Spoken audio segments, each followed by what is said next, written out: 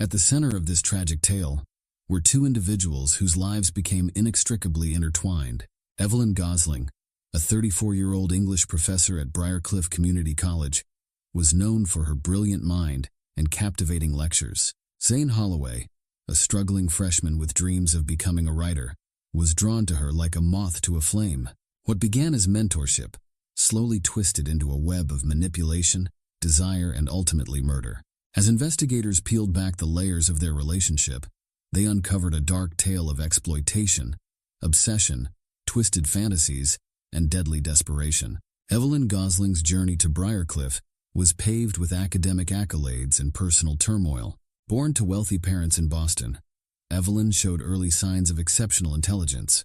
Her father, a stern investment banker, and her mother, a socialite with a penchant for cocktails, provided Evelyn with every material advantage but little emotional support. From a young age, Evelyn learned to use her intellect as a shield, burying herself in books to escape the cold reality of her home life. She excelled in school, skipping 2 grades and entering Harvard.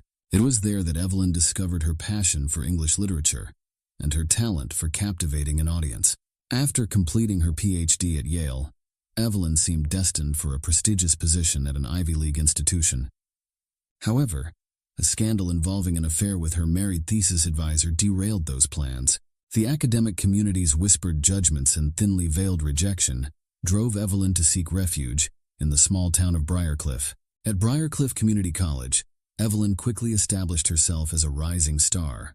Her lectures on Renaissance literature and modern poetry drew students from other departments, and her innovative teaching methods earned her the admiration of both colleagues and students.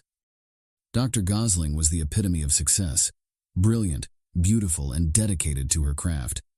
But beneath the polished exterior lay a woman haunted by her past and driven by an insatiable need for validation. Evelyn's relationships were often intense but short-lived, leaving her feeling empty and misunderstood. She craved the adoration of her students, basking in their admiration and subtly encouraging their dependence on her guidance. A psychological evaluation conducted after her arrest would later reveal a complex personality disorder characterized by narcissistic traits and a deep-seated fear of abandonment.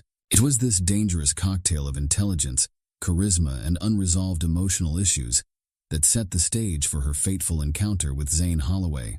In him, Evelyn saw not just another student to mold, but a chance to reclaim the youth and passion she felt slipping away. Zane Holloway's path to Briarcliff Community College was far from typical. Born in a working-class neighborhood, Zane was the youngest of 4 children in a family that struggled to make ends meet. His father, a construction worker, spent long hours on job sites, while his mother juggled multiple part-time jobs to keep food on the table. From an early age, Zane found solace in the world of books. While his siblings excelled in sports and practical skills, Zane was the dreamer of the family. He would often be found scribbling stories in tattered notebooks or lost in the pages of worn paperbacks borrowed from the local library. Zane's high school years were marked by academic inconsistency. Brilliant in subjects that captured his imagination, like English and history, he struggled with the rigid structures of math and science. His guidance counselor, Ms. Ramirez, recalled, Zane had a spark of genius when it came to writing, but he lacked the discipline and confidence to truly shine. Despite his potential, Zane's grades were mediocre, and his SAT scores fell short of his aspirations. The rejection letters from his dream colleges were a bitter pill to swallow. But beneath Zane's artistic temperament lay a young man grappling with self-doubt and a desperate need for validation. It was this combination of raw talent, emotional vulnerability, and a burning desire to prove himself that made Zane the perfect target for Evelyn Gosling's manipulation. In her, he saw not just a mentor, but a gateway to the intellectual and artistic world he so desperately wanted to join. As the fall semester began, Zane could never have imagined that his pursuit of literary greatness would lead him down a dark path of ethical compromises, emotional entanglement, and ultimately, to the shores of Lake Briarcliff, where his young life would be cut tragically short. The first day of advanced composition class was a turning point in both Evelyn and Zane's lives, though neither could have predicted the tragic course their paths would take. Evelyn, impeccably dressed in a tailored blazer and pencil skirt, commanded the room with her presence. Her eyes scanned the sea of fresh faces, pausing momentarily on Zane, hunched in the back row, nervously fiddling with his pen. As Evelyn launched into her introductory lecture on the power of narrative, Zane found himself captivated. Her words seemed to speak directly to him, igniting a passion he had long kept buried. When she asked the class to share their favorite authors, Zane surprised himself by raising his hand. His voice trembled slightly as he spoke of his admiration for James Baldwin, earning an approving nod from Evelyn. After class, Evelyn approached Zane. She'd been impressed by his insight and encouraged him to consider submitting work to the college literary magazine. Zane, flushed with pride, stammered his thanks. This brief interaction planted the seeds of what would become a dangerous obsession for both of them. Over the next few weeks, Zane became a fixture in Evelyn's office hours. What began as discussions about assignments gradually evolved into deep conversations about literature, life, and Zane's aspirations. Evelyn, recognizing Zane's raw talent and vulnerability, began to subtly shape their interactions. She would lean in closely when reviewing his work, her perfume lingering in the air. Her feedback was a careful mix of praise and criticism, designed to keep Zane constantly seeking her approval. She shared personal anecdotes, creating an illusion of intimacy that blurred the lines of the student-teacher relationship. Zane's classmate Amelia later told investigators, "We all noticed how Dr. Gosling treated Zane differently. At first, we were just jealous of the attention, but looking back, there was something off about it." As midterms approached, Zane was struggling in his other classes.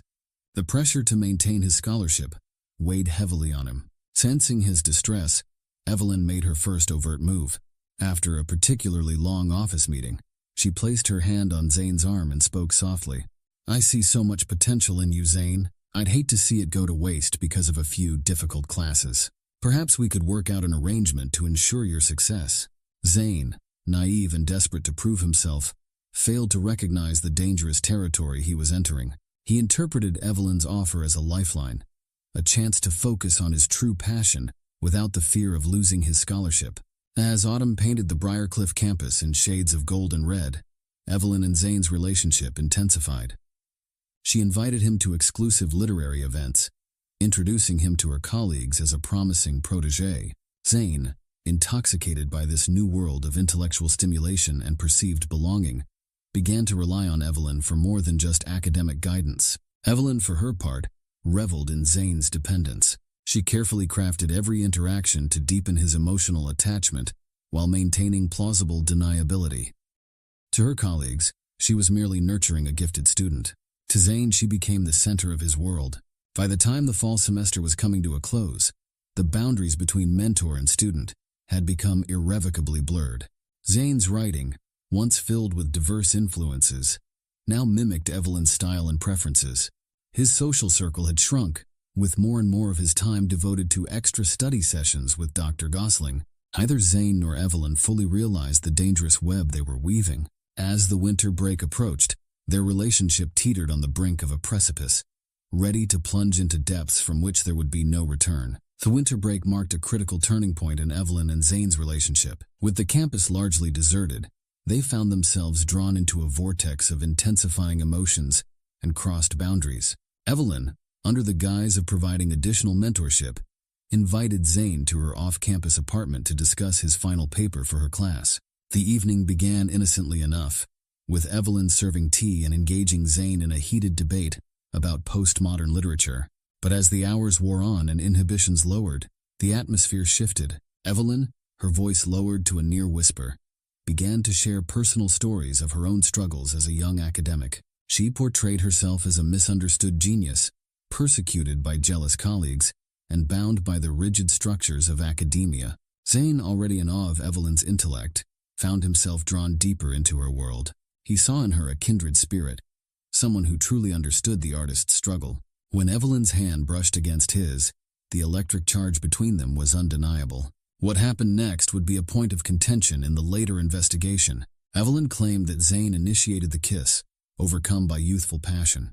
Zane, in his final statement, insisted that Evelyn had orchestrated the entire evening to this end. Regardless of who made the first move, that night marked the beginning of a physical relationship that would have devastating consequences. As the new semester began, Evelyn and Zane's secret affair intensified. Clandestine meetings in her office turned into long weekends at secluded bed and breakfasts. Evelyn showered Zane with gifts. Rare books, expensive pens, a laptop to replace his outdated model. She framed each gift as an investment in his future as a writer, further binding him to her. Zane's grades, which had been middling in his other classes, suddenly skyrocketed. Evelyn used her influence to intervene on his behalf with other professors, painting him as a misunderstood genius who simply needed the right guidance. She promised Zane that with her help, he could secure a spot in a prestigious MFA program, bypassing the usual requirements. But as Zane's dependence on Evelyn grew, so did his anxiety. The initial thrill of their forbidden romance began to give way to guilt and fear of discovery. His writing, once vibrant and unique, became a pale imitation of Evelyn's style. His few remaining friends noticed his increasing isolation and erratic behavior. Evelyn, sensing Zane's unease, doubled down on her manipulation. She alternated between lavish praise and cruel criticism, keeping Zane in a constant state of emotional turmoil. She convinced him that their relationship was special, a meeting of twin souls that the ordinary world could never understand. In a particularly chilling move, Evelyn began to insinuate that Zane's success was entirely dependent on her goodwill. During one tense encounter in her office, she casually remarked, "It would be a shame if the ethics board were to investigate the sudden improvement in your grades. They might get the wrong idea about how you've been earning them." The implied threat was clear. Zane, trapped between his ambition and his growing sense of moral unease, began to withdraw into himself. His journal entries from this period, later recovered by investigators, paint a picture of a young man in deep emotional distress. February 15th, "I don't know who I am anymore. Everything I've achieved feels tainted, but how can something so wrong feel so necessary?" March 3rd, "E says she's the only one who truly understands me. Maybe she's right. The thought of losing her terrifies me more than anything." As spring bloomed on the Briarcliff campus, the web of lies and manipulation had grown so thick that Zane could scarcely remember his life before Evelyn. His family, worried by his increasingly infrequent calls home, planned a surprise visit. Evelyn, paranoid about discovery, forced Zane to rebuff them, causing a painful rift. It was during this time that Zane began to confide in his roommate, Trevor. While he didn't reveal the full extent of his relationship with Evelyn, he shared enough for Trevor to become deeply concerned. Trevor's worried glances and pointed questions about Zane's relationship with Dr. Gosling would later prove to be the thread that would begin to unravel the whole sordid affair. As the semester neared its end, the pressure on both Evelyn and Zane intensified. Their relationship, built on a foundation of manipulation and false promises, was beginning to crack under the weight of its own contradictions. Neither could have predicted the violent culmination that lay just around the corner, a tragic end to a romance that should never have begun. The catalyst for the tragic events that followed came in the form of a seemingly innocuous email. Dr. Fiona Sullivan, the Dean of Liberal Arts, reached out to Evelyn about Zane's remarkable academic turnaround, expressing interest in featuring him in a college newsletter. For Evelyn, this well-intentioned inquiry set off alarm bells. The thought of increased scrutiny on Zane's achievements filled her with panic. In a frenzy, Evelyn called Zane to her office after hours. The tension was palpable as she paced the room, outlining the danger they were in. Zane, already worn down by months of emotional manipulation, felt the last vestiges of his self-worth crumbling. It was in this charged atmosphere that Zane finally found the courage to confront the reality of their situation. His voice barely above a whisper, he said, "This isn't right, Evelyn. What we're doing is destroying me." Evelyn's reaction was swift and cruel. Her nurturing facade cracked, revealing the ruthless manipulator beneath. She reminded Zane of all she had done for him, how his success was entirely due to her influence. In a chilling moment, she asked, "Do you really think you'd be anything without me? You're nothing but a small-town boy with delusions of grandeur I made you." Zane, his eyes open to the toxic nature of their relationship, felt a surge of anger and self-preservation. He shot back, "This ends now. I'm going to tell the dean everything." The color drained from Evelyn's face. Her carefully constructed world teetered on the brink of collapse. In a last-ditch effort to maintain control, she alternated between threats and pleas, reminding Zane of the consequences they would both face if the truth came to light. But something had shifted in Zane. The fog of infatuation and manipulation had lifted, revealing the stark reality of his situation. He turned to leave, his hand on the doorknob when Evelyn's voice, now ice-cold, stopped him. "If you walk out that door, I'll make sure you never write again." Zane paused, the weight of her words hanging in the air. Then, without turning back, he walked out, leaving Evelyn alone with the ruins of her twisted fantasy. The following days were a blur for both Zane and Evelyn. Zane, emboldened by his decision, confided the full extent of the affair to his roommate Trevor. Together, they decided to approach Dean Sullivan with the truth. Evelyn, meanwhile, spiraled into panic. She alternated between desperate attempts to contact Zane and frantic efforts to cover her tracks. She deleted emails, shredded documents, and called in favors from colleagues to vouch for her character. As Zane prepared to meet with the dean, he couldn't shake the feeling of being watched. Evelyn's threats echoed in his mind, but he was determined to reclaim his life and his integrity. Little did he know that Evelyn, driven to the brink by the imminent exposure of her crimes, was formulating a desperate and deadly plan to silence him forever.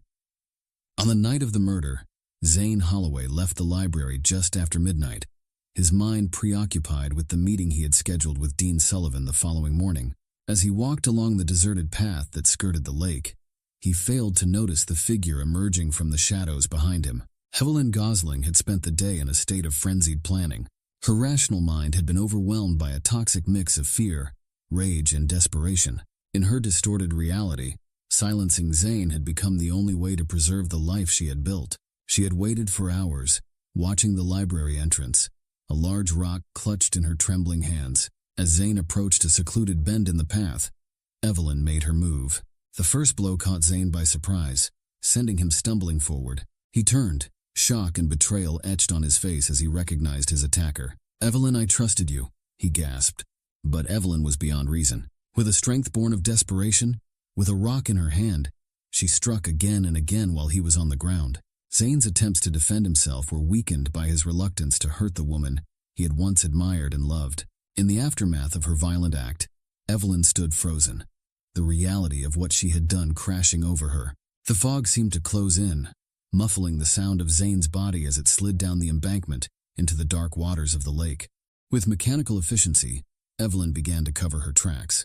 She gathered Zane's scattered belongings, wiping them clean of fingerprints before tossing them into the water. She scoured the area for any evidence that might link her to the scene. As the first light of dawn began to break through the mist, Evelyn made her way back to her apartment, her clothes sodden and muddied. Over the next few days, Evelyn attempted to maintain a facade of normalcy. She taught her classes, attended faculty meetings, all while battling the internal chaos of her guilt and fear.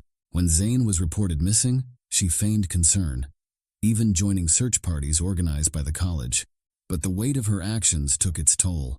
Colleagues noted her distracted demeanor and uncharacteristic nervousness. A psychology professor who had known Evelyn for years later recalled, "There was a wildness in her eyes, a tension in her movements. It was as if she was constantly on the verge of flight." Evelyn's carefully constructed alibi began to unravel almost immediately. The rock she had used as a weapon, hastily discarded in a dumpster behind her apartment building, was discovered by a maintenance worker. Security camera footage placed her car near the lake on the night of Zane's disappearance, contradicting her claim of being home all night. As the investigation intensified, Evelyn's paranoia reached new heights. She became convinced that everyone knew her secret. In a moment of panic, she attempted to flee, hastily packing a bag and withdrawing large sums of cash from her bank account. It was this erratic behavior that ultimately led to her undoing. Zane's body, weighed down by rocks, was discovered by a group of students on a weekend fishing trip. The grim discovery sent shockwaves through the Briarcliff community and marked the beginning of the end for Evelyn Gosling. The discovery of Zane Holloway's body transformed the missing person case into a full-blown homicide investigation. Detective Samantha Reeves, a veteran of the Briarcliff Police Department, took charge of the case. Her first steps were to secure the crime scene and order a comprehensive forensic analysis of the area surrounding Lake Briarcliff. The autopsy revealed that Zane had died from blunt force trauma to the head, with drowning as a secondary cause of death. The medical examiner noted defensive wounds on Zane's arms, indicating he had tried to protect himself from his attacker. As news of the murder spread, the idyllic campus of Briarcliff Community College became a hotbed of speculation and fear. Students whispered in hallways, casting suspicious glances at their peers and professors. The administration, desperate to control the narrative, held conferences assuring parents and the community that this was an isolated incident. Detective Reeves and her team began the painstaking process of interviewing Zane's friends, family, and associates. It was during these initial interviews that Zane's roommate, Trevor Lawson, provided the first crucial lead. Trevor revealed Zane's troubled relationship with Professor Gosling, including vague references to an arrangement that had left Zane increasingly distressed in the weeks leading up to his disappearance. This information led investigators to take a closer look at Evelyn Gosling. On the surface, she appeared to be a grieving mentor, distraught over the loss of a promising student. However, as detectives dug deeper, inconsistencies in her story began to emerge. A breakthrough came when forensic analysts discovered traces of soil on the rock used to attack Zane that matched samples from Evelyn's garden. Additionally, security footage from a gas station near Lake Briarcliff showed Evelyn's car in the area on the night of the murder, contradicting her alibi. As the evidence mounted, Evelyn's colleagues began to come forward with their own observations. A professor from the psychology department recalled a disturbing conversation with Evelyn just days before Zane's disappearance. She seemed agitated, he told investigators. She kept talking about how she couldn't let everything she'd worked for be destroyed by a misunderstanding. The investigation took another turn when detectives uncovered a series of emails between Evelyn and Zane. While carefully worded, the subtext of these messages hinted at an inappropriate relationship.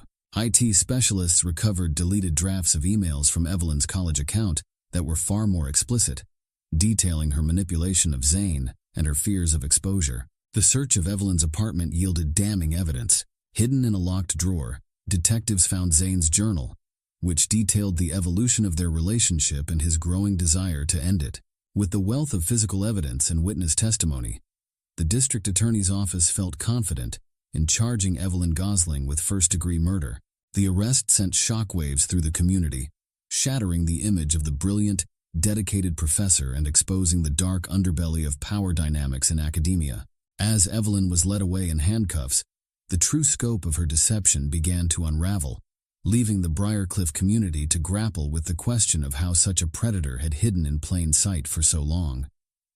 Over the next several hours, Evelyn's full confession emerged, painting a disturbing picture of manipulation, abuse of power, and ultimately, murder. She spoke of her initial attraction to Zane's talent and vulnerability, how easy it had been to shape him to her will. Her voice filled with bitterness as she recounted Zane's decision to expose their relationship, describing it as a betrayal that left her no option but to silence him permanently. The trial of Evelyn Gosling was brief but intense. The prosecution presented a mountain of evidence, from forensic analysis to Evelyn's own confession. Despite a vigorous defense attempting to paint her as a victim of her own mental illness, the jury took only 6 hours to return a guilty verdict on all counts. The judge, her voice heavy with the weight of the moment, sentenced Evelyn to life in prison without the possibility of parole.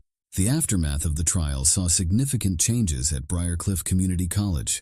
The administration implemented strict new guidelines governing faculty-student interactions, and mandatory training on recognizing and reporting inappropriate behavior was instituted. As Briarcliff slowly began to heal, the tragedy left an indelible mark on the community.